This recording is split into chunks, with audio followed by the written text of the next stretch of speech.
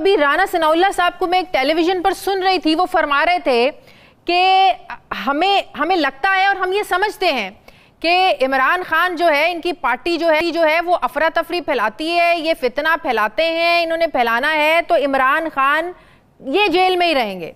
चंद रोज पहले भी राना सनाउल्लाह साहब ने कहा था कि हुकूमत जिस हद तक मुमकिन कोशिश हुई इमरान खान को जेल में रखा जाएगा। आपको लग रहा है कि हुकूमत जो है वो इदारों के साथ तसादुम की तरफ बढ़ रही है?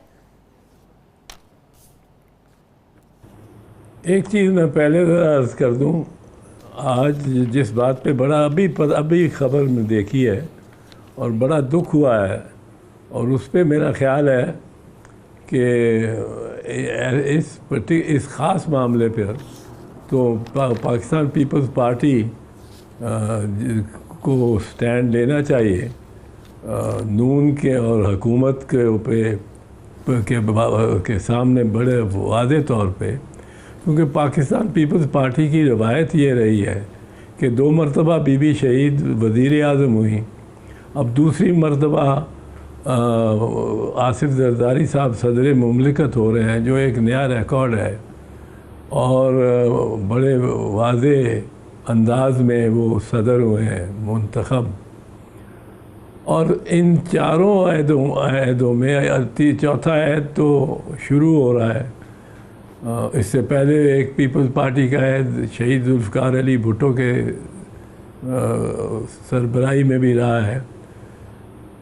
अब बीबी शहीद की दोनों हुकूमतें और आसिफ जरदारी साहब के पूरे 5 साल पहली हुकूमत के, पहली सदारत के, पीपल्स पार्टी का ये फ़ख्र है कि हमने कोई सियासी कैदी नहीं रखा, कोई से आसिफ साहब 5 साल सदर रहे, वो आउट ऑफ द वे जाके अपोजिशन को सपोर्ट करते रहे।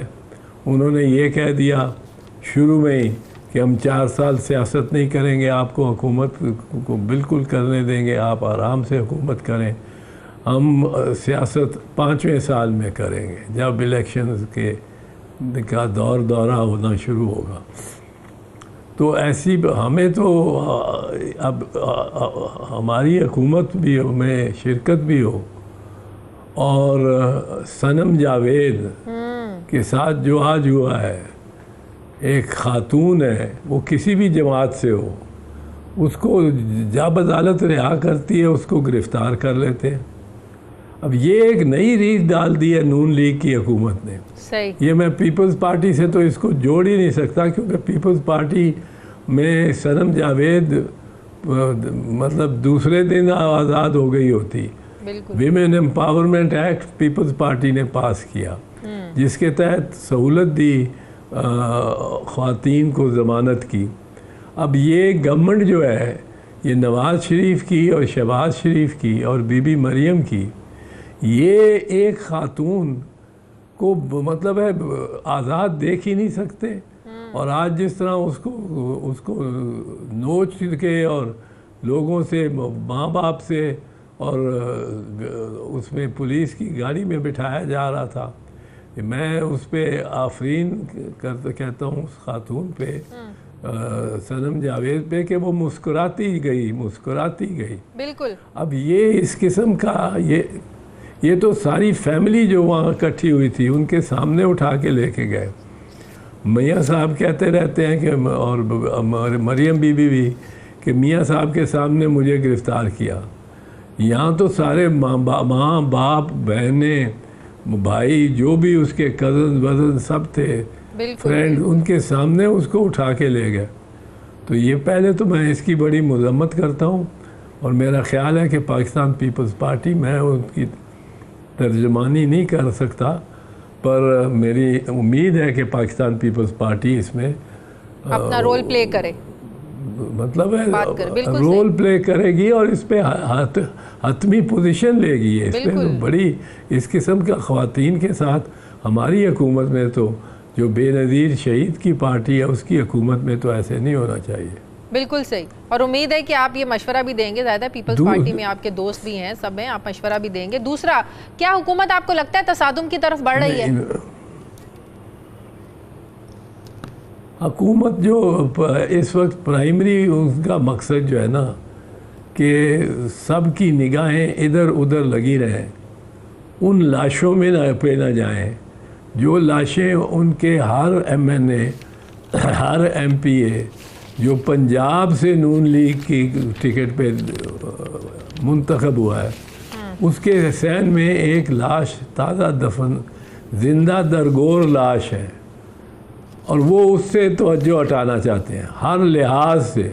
वो चाहते ही नहीं कि फॉर्म 45 की तरफ नज़र जाए उनका, और वो सक्सेसफुल कामयाब हो रहे हैं इसमें, क्योंकि ना PTI ना कोई दीगर कोई इसको सीरियसली नहीं ले रहा, जो कि सबसे सीरियस चैलेंज है इस वक्त नून लीग को, सबसे सीरियस चैलेंज।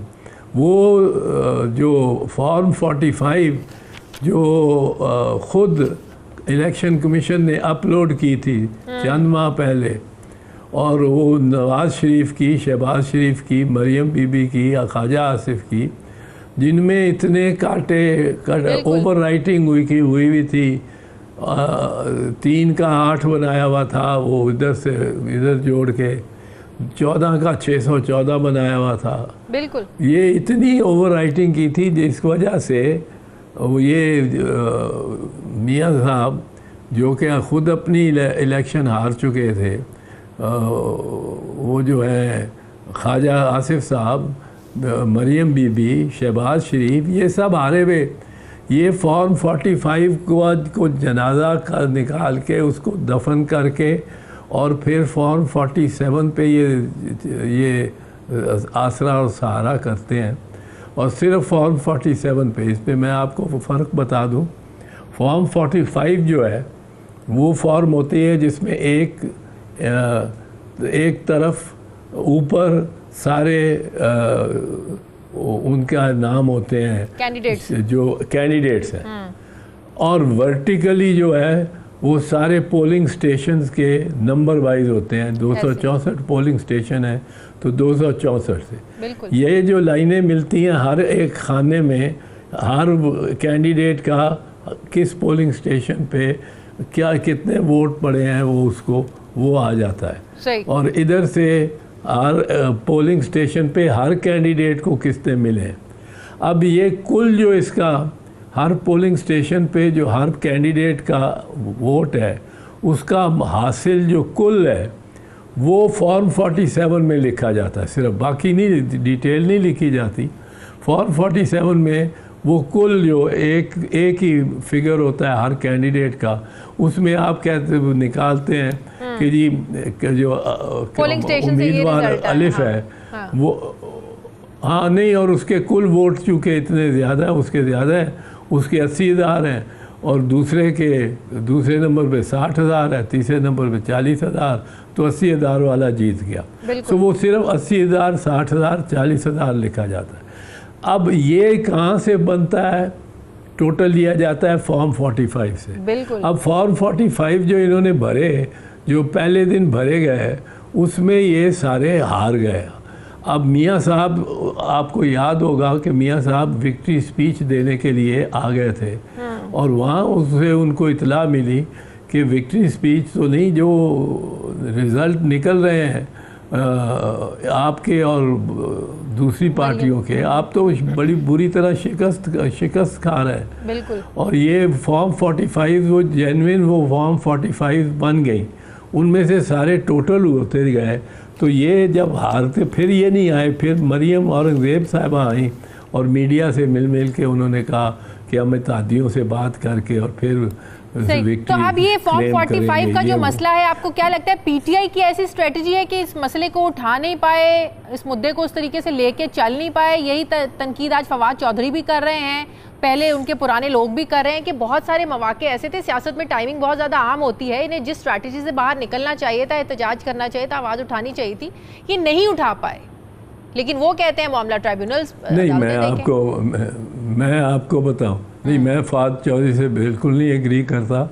इस टीम ने जो PTI के केसेस लड़ती रही है टीम, इन्होंने कमाल किया है। अभी तक तो इनको कोई शिकस्त हुई नहीं किसी तौर भी, और इन्होंने ये भी जो केस जीता है ये मखसूस नशिस्तों वाला, सीटों वाला, सुन्नी इत्तेहाद खुसूसी नशिस्तों वाला, ये भी इन्होंने बड़ी मेहनत और बड़ी इसके पीछे उनकी बहस और वो सब कुछ है। तो मैं तो इनको मुबारकबाद देता हूँ इस मामले एज ए लॉयर। मैं वकील नहीं हूँ उनके साथ या कुछ, बट उन्होंने बड़ी अच्छी बहस की है। हाँ, अब मैं समझता हूँ कि जो सियासी उनके बंदे हैं या कोई भी है, पाकिस्तानी अगर है, अगर उनको ये ज़रूरत है पाकिस्तानियों को कि इलेक्शन शफाफ हो, तो 2013 में भी इन्होंने यही किया था कि फॉर्म उस वक्त 14 होती थी, फॉर्म 14 गायब कर दी जो आज 45 है, और फॉर्म 16 पे सारा इन्हिसार करके रिज़ल्ट डिक्लेयर कर दिया। इसके पास मेरे पास एक हल्के के तो बाकायदा शवाहिद है जिसमें, और वो बाकायदा सर्टिफाइड शवाहिद है कि उसमें एक पोलिंग स्टेशन पे मिसाल के तौर पे के बैग से रद्दी पुराने अखबारों को तराशे और उसके भी उन्होंने 775 वोट विनिंग कैंडिडेट को दिए हुए थे, और नंबर 2 पे पीटीआई थी। एतजाज साहब, वो चट्टा साहब की आवाज़ दोबारा सुनाई नहीं दी, वो कहाँ गए? जब वो आए, उन्होंने प्रेस कॉन्फ्रेंस की, बड़ी एक थरथल्ली कहते हैं ना, वो मच गई थी, इलेक्शन पर सवाल उठना शुरू हो गए थे, दोबारा वो सारा मामला ही रफा दफा हो गया। लियाकत चट्टा वाला याद है ना आपको? जी, वो भी मतलब है यही बता रहा था बेस बुनियादी तौर पे कि इन्होंने ये फॉर्म 47 को पे जो भी रिज़ल्ट लिख के और फिगर लिख के और नून लीग के कैंडिडेट को जिता के, ये पंजाब में ही हुआ है, और जिता के, और वो फॉर्म 45 डिस्ट्रॉय करके, अब वो क्या कोई पूछता है क्या नतीजा है जी, ये नतीजा ये है। कोई अगर पूछे कि भाई इसके पीछे वोट कितने हैं, इसके पीछे फॉर्म 45 वाला ओरिजिनल जो था, वो ओरिजिनल तो उन्होंने कर दिया बेध्यानी में, लेकिन 2018 में भी यही हुआ, इसी तरह हुआ, और 2000 अच्छा, एतजाज साहब, ये जो मखसूस अगर पाकिस्तानी चाहते हैं, अगर एक मिनट अगर पाकिस्तानी चाहते हैं कि इलेक्शन शफाफ हो, तो फिर ये फॉर्म 47 के अलावा बाकी जो फॉर्म्स हैं वो भी प्रिजर्व होनी चाहिए। सही। मैं कहता हूँ आप नवाज शरीफ के हल्के में के बैग्स खुलवा के देख लें, उसमें फॉर्म 45 नज़र ही नहीं आएगी। सही।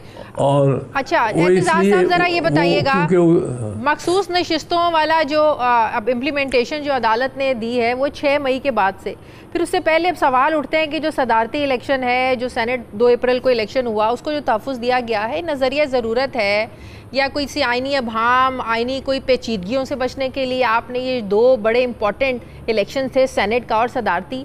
ज़ाहिर है ऐसा तो नहीं हो सकता कि एक जो एक ख़ास मुद्दत के लिए एक चीज़ गलत है, लेकिन ख़ास मुद्दत के लिए आप उसको सही करार दे दें और बाकी के लिए आप कह लीजिए गलत है।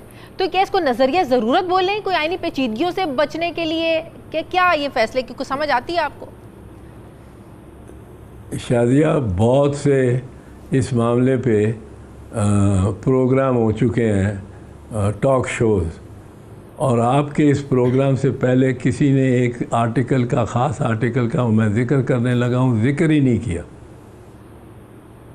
वो क्या कहता है आर्टिकल 67 कि अगर कोई vacancy, no proceeding in of parliament shall be invalidated only because there are vacancies in a house। अब अगर वैकेंसीज हैं, लोग इलेक्ट नहीं हुए कुछ सीटें खाली हैं, तो उसकी वजह से सदर का इंतखाब तो नहीं ख़त्म हो सकता। सदर तो मुंतखब हो गया है। और दूसरा भी उसी का दूसरा हिस्सा ये है, or if any persons voted who were not qualified to vote, even then the proceeding will not be set aside।